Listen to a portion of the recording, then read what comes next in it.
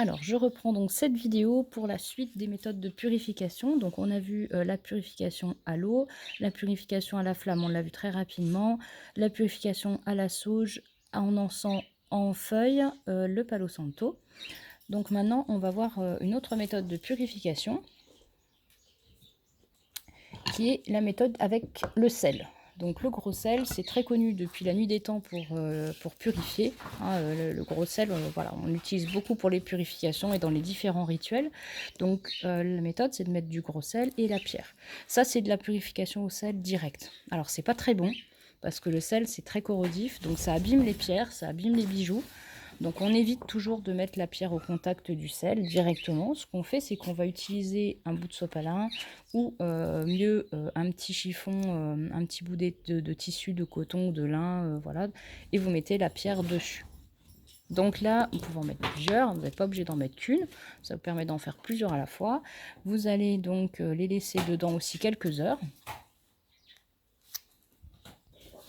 Et c'est le sel qui va se charger des énergies négatives. Donc le gros sel, pareil, vous ne le réutilisez pas pour manger, hein, pour le mettre dans les nouilles ou dans autre chose. Ce gros sel-là, vous le jetez. Ou alors, vous l'utilisez pour déneiger, mais vous ne l'utilisez pas pour l'alimentation. On a également la méthode du sel, mais cette fois du sel noir. Donc là, c'est du sel noir de l'Himalaya. Donc c'est pareil, hein, la même chose, c'est pour purifier. Par contre, c'est du sel qu'on va utiliser souvent pour des purifications un peu plus fortes. Ou si vous pensez avoir eu quelque chose, voilà, des personnes très très négatives, mauvais œil, etc. C'est du sel qu'on peut utiliser aussi en le mettant dans un petit sachet, dans sa poche, dans son sac ou aux quatre coins de sa maison pour protéger. Donc pareil, c'est tout aussi corrosif, donc petit tissu et les pierres par-dessus. Donc quand on vous dit une purification au sel, pensez toujours purification au sel, mais de façon indirecte pour ne pas abîmer la pierre ou vos bijoux. Ça, c'est vraiment important.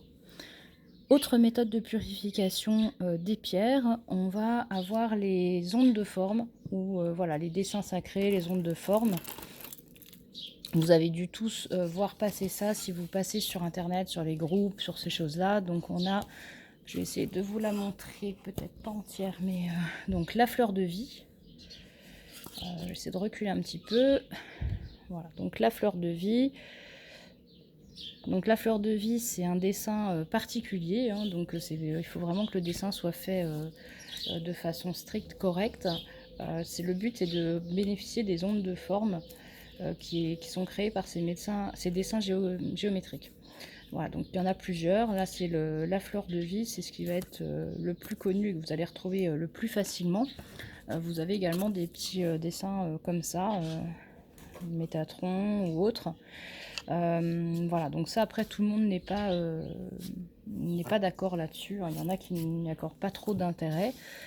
Donc là, le but, c'est pareil, de poser votre pierre sur le dessin pour qu'il bénéficie des ondes de forme.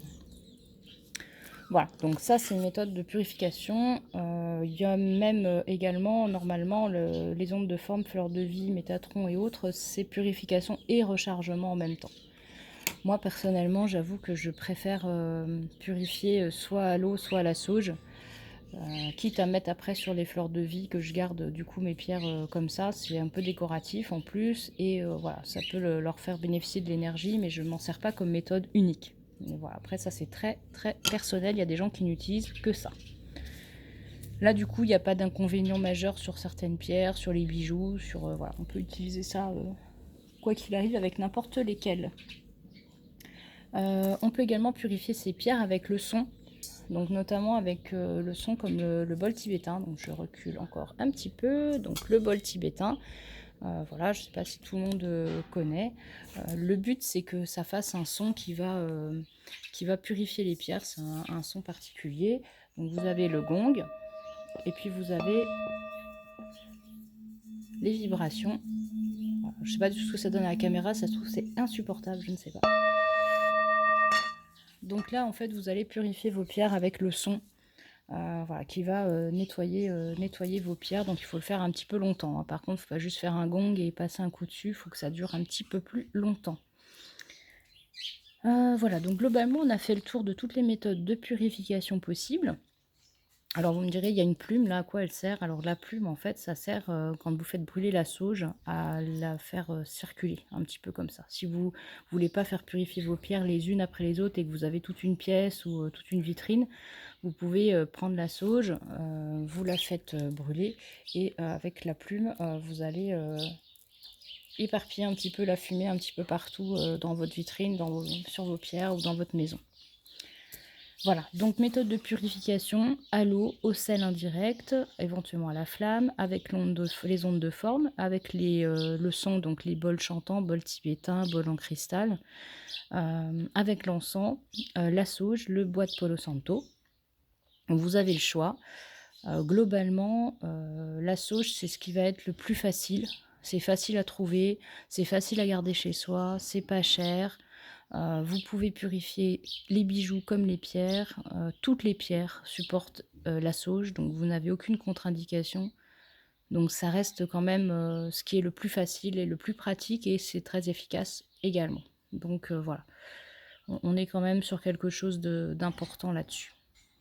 Je vous reprends dans une minute et on fera la vidéo sur le rechargement des pierres cette fois.